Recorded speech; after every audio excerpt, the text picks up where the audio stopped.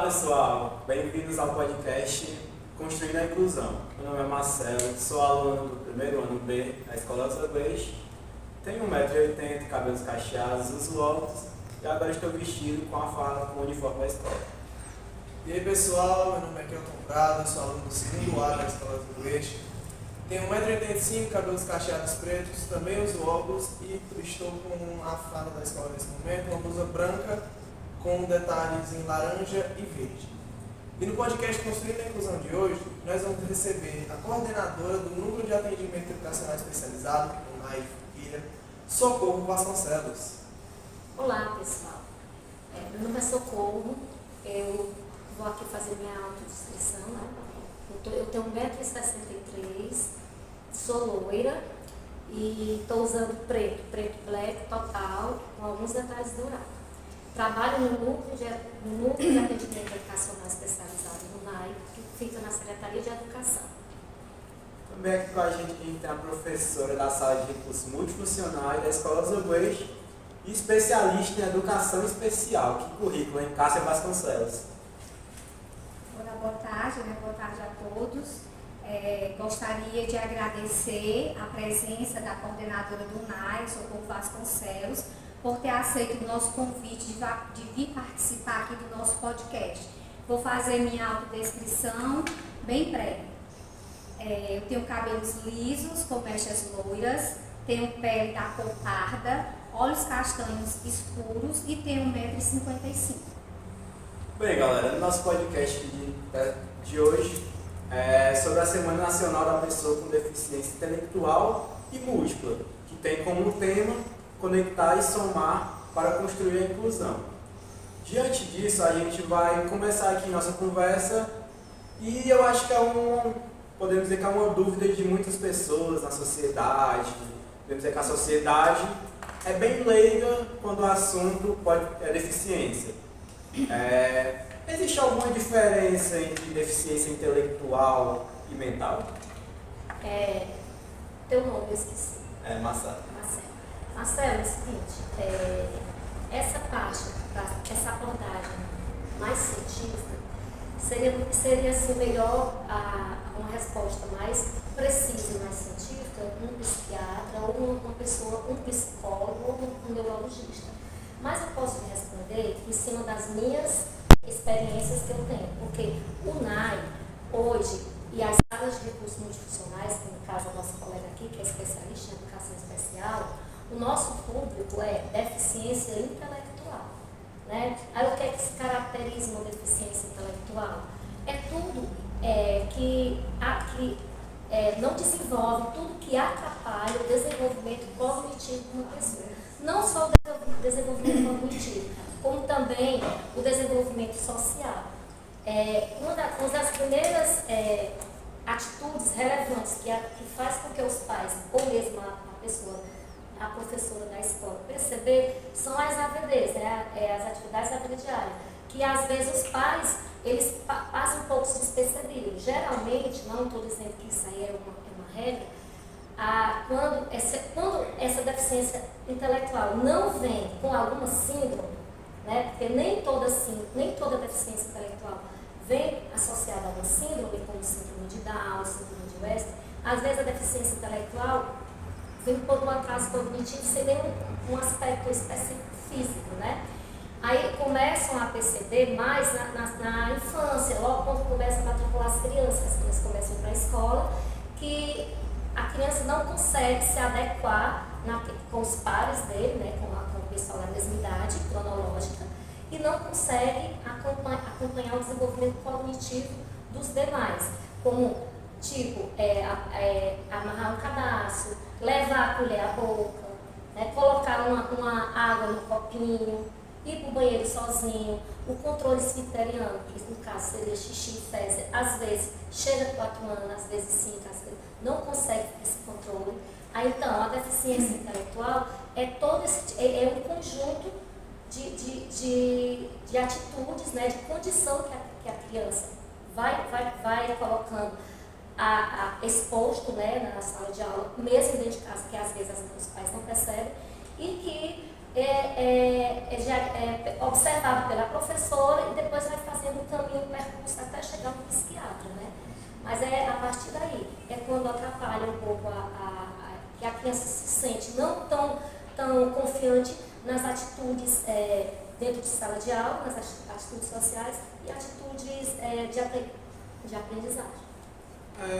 Aí já, como você falou da condição mental, do adoecimento mental, pelo que eu observo, né, com esses anos, porque eu tenho 18 anos que trabalho com pessoa com deficiência, a pessoa que está com adoecimento mental, geralmente são pessoas com ansiedade, com depressão, com síndrome do pânico, que são pessoas que começam a não conseguir, começam a comprometer a sua vida no trabalho, a sua vida social, a sua vida escolar ou laboral, que é no trabalho. Mas isso a partir de uma determinada fase, né, da vida, né? Ou às vezes na adolescência, existe ansiedade, depressão infantil, mas essa parte do adoecimento mental geralmente é tratado com psiquiatra, acompanhamento aqui, um psicólogo e psiquiatra, não no AEE, na sala de recurso multifuncional, no atendimento educacional especializado. Bem, como você falou, você já tem muitos anos de experiência, você já deve ter passado por diversas situações, e eu também já vi algumas situações que os pais de jovens só vão descobrir essas condições, essa deficiência, já com uma idade bem elevada. Tem alguma característica que um jovem com deficiência intelectual ele apresenta que é comum, alguma característica? Existe sim, como eu falei lá no início. Dentro da sala de aula, né, porque assim, a deficiência intelectual, nós educadores conseguimos observar na escola, porque não tem como adentrar a vida da criança, né, na vida domiciliar.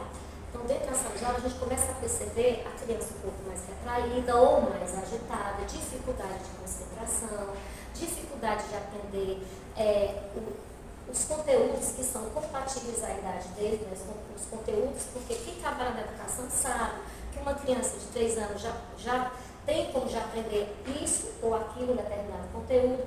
Um adolescente, um pré-adolescente de 12 a 15 anos, ele tem como, já deve, assim, digamos, na seriação, né, falando na seriação, uma criança no 7º ano já tinha condições de aprender alguns cálculos matemáticos, né, um pouco mais complicado, e aquela pessoa não consegue chegar ao mesmo conteúdo, ao mesmo raciocínio lógico dos demais da sala. Essa é uma das características, né? E também a parte que compromete um pouco é a parte social, a parte de amizade com os colegas. Tudo isso aí, quer dizer, é uma série de fatores que vai gerando curiosidade, né? vai despertando o professor para encaminhar para o atendimento educacional especializado, para uma avaliação psicológica ou psicopedagógica. Acho que às vezes vai até dos alunos, quando um aluno tem dificuldade em fazer amizade, a gente pensa que ele é chato, algumas coisas assim, né? Se confunde até porque a deficiência intelectual, ela é diferente, ela é muito peculiar. Você não pode rotular um deficiente intelectual, ele tem que agir igual àquele deficiente intelectual, né? Porque existe uma deficiência que há um tempo atrás chamava-se retardado mental, uma deficiência intelectual de nível leve, moderado, a um nível mais severo, né? Um nível mais assim, comprometedor. Então, mesmo dentro de cada um desses níveis, o nível leve, se por acaso o aluno A tem uma deficiência intelectual nível leve, o aluno B também tem, não são os mesmos aspectos, eles não são comprometidos exatamente da mesma forma, são formas peculiares, diferentes. Até porque são pessoas diferentes. Pessoas diferentes. Quem trabalha com a pessoa com deficiência, a gente se prende muito, as pessoas nos prendem muito com essas perguntas, porque, mas fulano não é, e não é assim, mas fulano tem deficiência intelectual, mas ele conversa, já o outro é retraído, porque não tem como você. Existem sim as características, mas nem todas as características são desenvolvidas numa pessoa só. Uns desenvolvem, outras não. Com certeza.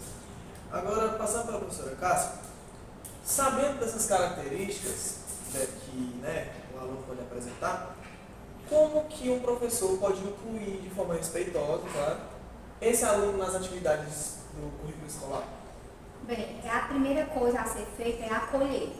Acolher e respeitar a potencialidade de cada aluno. Conhecer quais são as habilidades daquele aluno, quais são as dificuldades que esse aluno tem. E daí então você vai criar um plano de ação que seja adequado, que possa contemplar esse aluno para que ele possa vir fazer o processo de aprendizagem dele, né?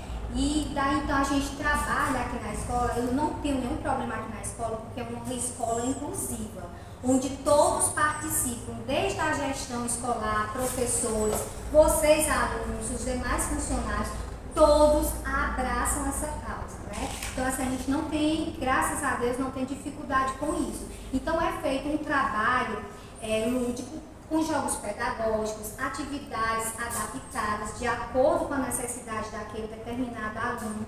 Também é feito nos coletivos um estudo de caso com os demais professores para que eles possam também entender, ser informados e formados em relação a esses determinados tipos de deficiência, né? Então, o passo maior é acolher. Eu queria lhe parabenizar e parabenizar a escola por esse lindo trabalho que vocês fazem. Dá para perceber de vez em quando até posto e tudo. Sim. Meus parabéns, são super Obrigada. inclusivos e sucesso de trabalho. Obrigada. Agora falando sobre números, aqui na nossa cidade a gente vê que é uma cidade muito grande, mas em questão a casos desse tipo, casos de deficiência, com os novos jovens, tem aumentado um índice grande? Marcelo, realmente a parte que aumentou muito foi o adoecimento mental.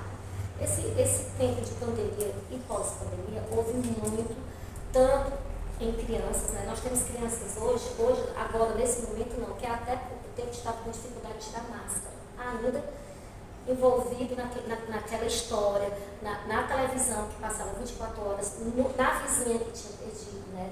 No primo que poderia ter falecido. Então teve todo um contexto que teve esse adoecimento mental de criança a adolescente aos adultos. Você sabe que isso mexeu muito, né? Traumas, né? Mas a questão da deficiência intelectual é porque quanto mais o tempo está passando, mais a ciência está se aprofundando mais ainda. Vamos aqui falando do autismo, né? Do transtorno autista. Há um tempo atrás, quando existia algum tipo de deficiência intelectual que era considerado loucura, que essas crianças eram colocadas em manicômios, ou adultos também em manicômios. Hoje isso não existe mais. O fato de dizer assim, mas por que está aumentando tanto? Porque a ciência está mais avançada. E a cada dia que passa, se descobre um transtorno, um distúrbio, entendeu? Então, o que acontece é isso, é porque cada dia que passa vai descobrindo, né, vai descobrindo o que é que causa, vai descobrindo como tratar, e principalmente que a inclusão de 2014 para cá, sabe-se que houve um avanço muito grande em relação a incluir essas crianças. Não é que 2014 para cá, antes não existia, não se tentava incluir, porque de 2014 para cá, a 2016 foram criadas novas leis, né, na política pública da pessoa com deficiência, e começando a colocar dentro das escolas. Também é um dos motivos das pessoas acharem por que apareceu tanto, porque há um tempo atrás eram mais escondidos. Não tinha esse negócio da inclusão, as mães levavam para a escola ou não, e hoje, se tem deficiência intelectual, se tem uma síndrome, se tem adoecimento mental, se tem algum transtorno, é para estar dentro da escola. Porque sabe-se provar cientificamente que quanto mais essas crianças ou adolescentes conviverem com os pares, com as mesmas idades, com os grupos, mais probabilidades eles têm de evoluir. Quanto menos eles tiverem acesso ao mundo lá fora, às escolas, mais eles vão ficar restritos. A questão da pandemia aí veio muito forte nos nossos jovens, que foi uma coisa do nada, mexeu com a cabeça de todos. E como você falou, antes qualquer coisinha era tido como besteira, aí já mandava pro manicômio. Tinha até um manicômio que eu, se eu não me engano, era na cidade de Barbacena, que tem alguns vídeos na internet, se você procurar, que era uma coisa insalubre, era uma coisa muito ruim de se ver, que podemos dizer que eram excluídos da sociedade. A pessoa não dá certo em sociedade, o pessoal não tem paciência e mandavam para lá. Hoje em dia não tem mais. Hoje em dia a gente vê que tem direitos, tem as leis que protegem, tem os benefícios. Você pode falar algum desses benefícios para a gente e também o que os senhores pais podem, onde devem procurar, né? Aqui no município de Forquilha, né, todas as escolas têm atendimento educacional especializado, né? Cada escola tem uma pessoa especialista, ou psicopedagogo ou especialista em educação especial, que na verdade, para as salas de recurso multifuncional, está se estreitando mais a parte de pós-graduação, né, ou especialização, que hoje em dia a cobrança é ser especialista em educação especial. Você fez como os pais devem agir.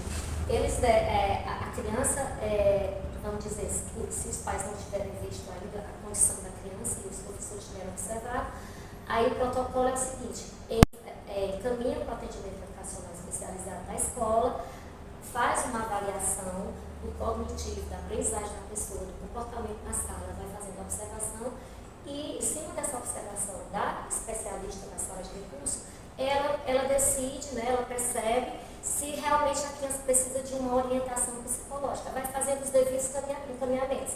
Ela encaminha lá para a Secretaria de Educação, onde tem 2 psicólogas, né? Tem eu, sou especialista em educação especial, coordeno o NAI, e tem uma psicopedagoga, né? Então ali a gente faz outra avaliação com a criança ou adolescente, porque aqui o público é adolescente, né?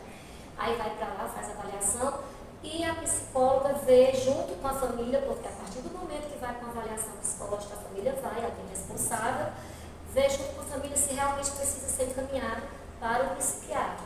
E daí encaminha-se para o psiquiatra recebe o adolescente ou a criança e a família e vai encaminhando para as devidas, digamos, as devidas ações que tem que ser tomadas.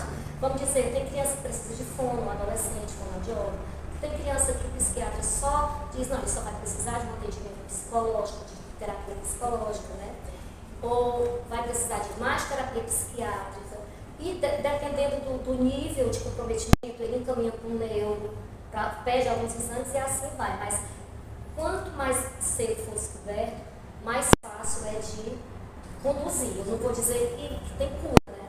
Mas é mais fácil de conduzir e a adaptação deles tanto social como escolar, é bem mais fácil. E quem sabe até laboral, né? Professor Socorro, eu acho muito importante a sua fala aí, em estar definindo, esclarecendo, digamos assim, melhor essa questão da deficiência intelectual e do adoecimento mental.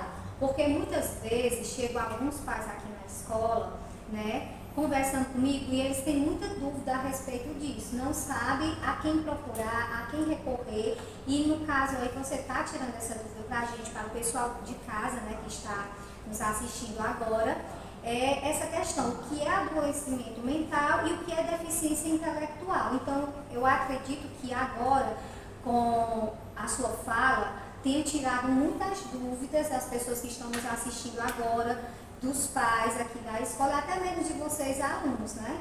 Que muitas das vezes confundem entre um e outro. Professora Cássia, ela citou que de fato teve um aumento nos últimos anos por conta da ciência, que está fazendo faculdade. Sim. Com isso eu gostaria de saber se aqui na nossa escola também acompanhou esse aumento. E atualmente a quantidade de alunos que já têm matriculados com alguma deficiência. Pronto. Eu comecei a trabalhar na escola no ano passado, né? E desde que eu assumi a sala de recursos, a gente realmente vê a crescente, certo? E no momento a gente tem na sala de recursos multifuncionais, nós temos atendido 60 alunos. Nós temos 60 alunos que fazem parte do atendimento, certo? Sendo que desses 60, 35 são deficientes intelectuais. Já comprovado e tudo, já com diagnóstico, com tudo. E os demais a gente tem autismo, né, o espectro autista, tem o TDAH, entre outros. Mas a gente percebe realmente a crescente.